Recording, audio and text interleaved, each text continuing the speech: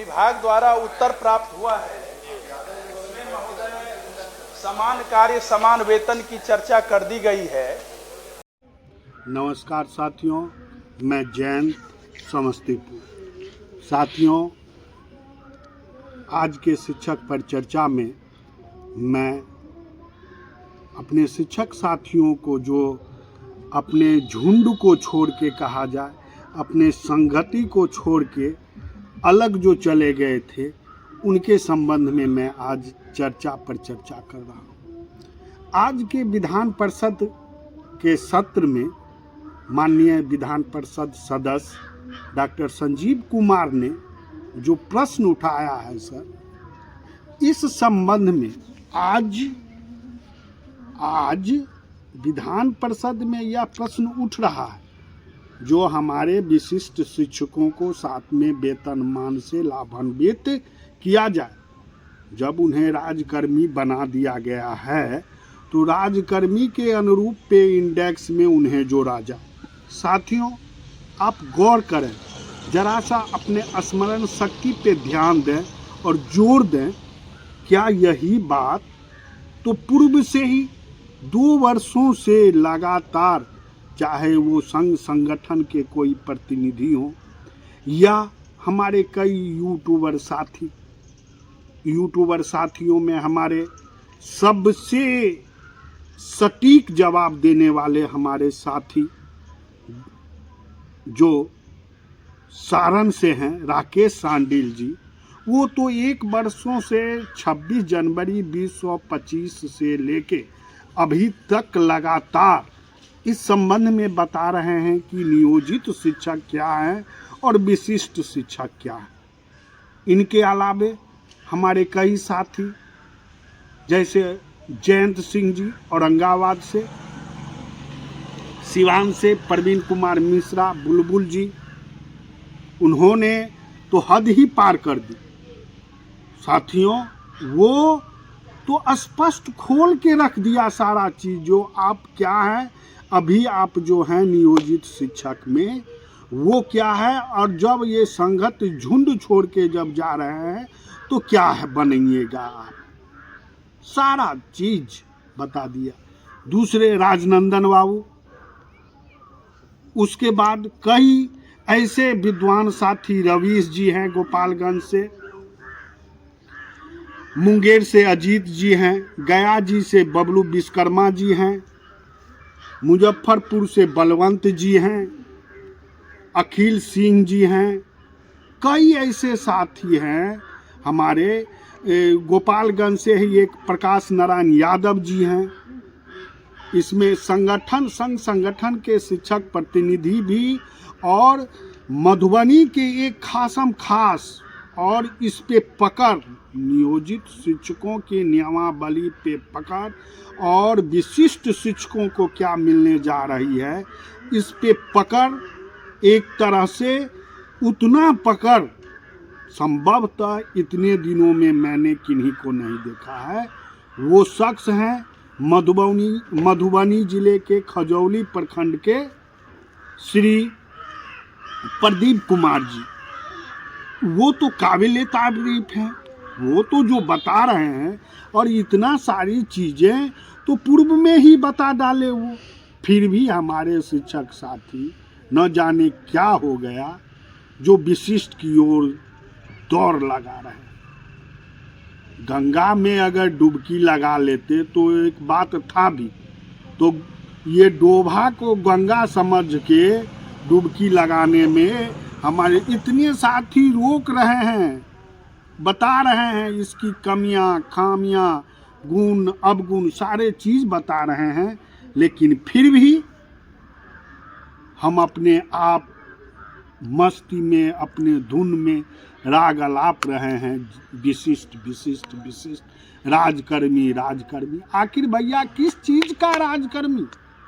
बना दे राजकर्मी, अच्छी बात है, लेकिन राजकर्मी का जो सारी सुविधाएं हैं, वो सारी सुविधाएं तो दे, हम बनने के लिए तैयार हैं।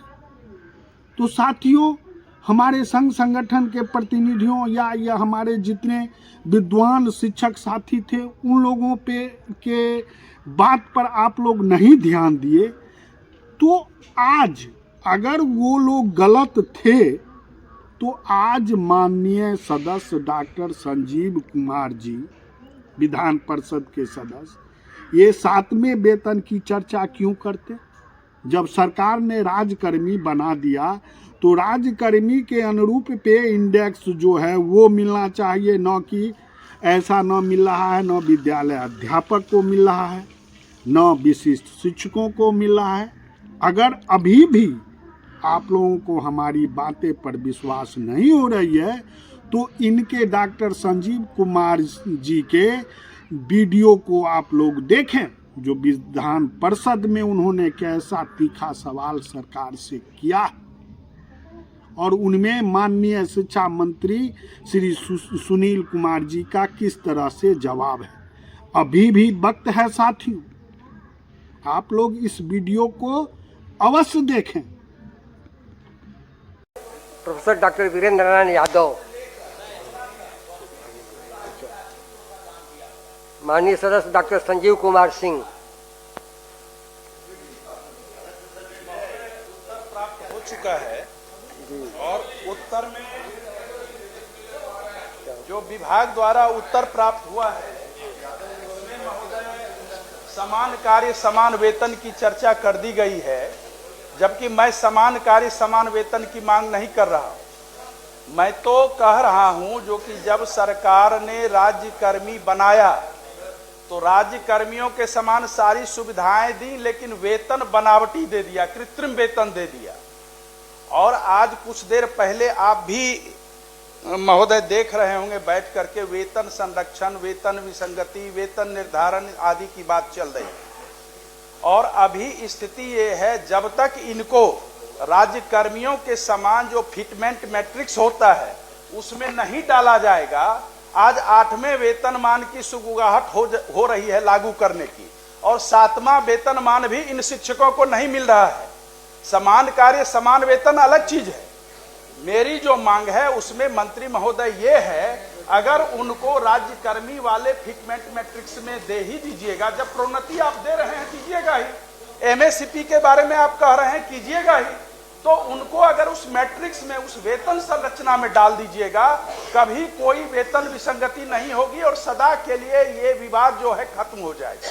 और ये विभाग अगर करेगी तो मुझे लगता है गुणवत्तापूर्ण शिक्षा कायम करने में बिहार देश के सबसे अव्वल राज्य में गिना जाएगा।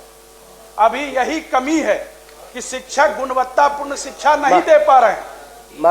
माननीय मंत्री, पढ़े लिखे की बात हो रही है, सुनील बाबू थोड़ा सा अनुसरण कीजिए। माननीय सभापति महोदय जिन्होंने बात की है उस पर हम लोग विचार कर लेंगे और इस पर निश्चित रूप से अभी तक माननीय सदस्य को हम बताना चाहेंगे कि विशिष्ट शिक्षकों का भी जो वेतन विसंगति था, लाखों में संख्या थी, उसको भी हम लोगों ने दूर किया है, ऐसी बात नहीं है। तो इस तरह के इसको सहानुभूतिपूर्वक देखते हुए कि इसमें फाइनेंस का क्या व्यू है उसको हम लोग देख कर निर्णय लेंगे। ठीक। साथियों, मैं आशा ही नहीं पूर्ण विश्वास करता हूं कि आप लोगों ने विधान परिषद सदस्य श्री डॉक्टर संजीव कुमार जी का ये वीडियो देखा होगा और पूर्ण विश्वास हो रहा है कि आप लोगों में जो जड़ता बनी हुई है, एक परत जो बुद्धि पर पड़ गई है, उस परत को निकालें और देखें, सोचें, समझें और अपने जीवन को बर्बाद न होने दें। अब क्या, अब 20 वर्ष 22 वर्ष हमने सेवा किया और उसके बाद भी ये स्थिति यही है, तो उससे क्या फायदा? ये तो 2015 में हमारी सरकार ने हमें सारी चीज दे ही दी, कुछ चीज जो बची हुई है वो संघर्ष का सिलसिला जारी है, वो मिलते जाएगा और फिर वहाँ जाके हम शून्य से प्रारंभ करें, ये तो कहीं की मानवता की बात नहीं है। जरा सोचें, मैं इतना ही कह रहा हूँ साथियों, जे अपनी स्मृति पर बल दें, अपने ज्ञान पर जोर दें और डॉक्टर संजीव कुमार का जो प्रश्न किया गया है उस पर अवश्य सोचें। इन्हीं चंद शब्दों के साथ मैं अपनी वाणी से विदा लेता हूँ। फिर मिलेंगे साथियों, तब तक के लिए जय नियोजित, तय नियोजित, जय बिहार, धन्यवाद।